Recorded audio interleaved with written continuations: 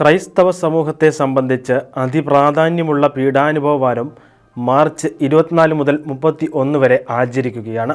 ഓശാന ഞായർ, പെസഹ വ്യാഴം, ദുഃഖവെള്ളി, ഈസ്റ്റർ ദിവസങ്ങളാണ് ഏറ്റവും പ്രധാനമായി ആചരിക്കുന്നത്.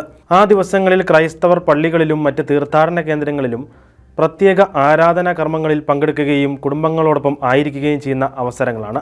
ഈ വർഷത്തെ പൊതു അവധികളുടെ പട്ടികയിൽ ഇവ ഉൾപ്പെടുത്തിയിട്ടുണ്ടെങ്കിലും സാമ്പത്തിക വർഷം അവസാനിക്കുന്നത് പ്രമാണിച്ച് പ്രസ്തുത അവധികൾ നിഷേധിക്കുന്ന നടപടികൾ ഉണ്ടായേക്കാവുന്ന ആശങ്ക ക്രൈസ്തവ സമൂഹത്തിൽ ഉയരുന്നുണ്ട്. മുൻ വർഷങ്ങളിലെ ദുരനുഭവങ്ങൾ ഈ ആശങ്ക ബലപ്പെടുത്തുന്നു.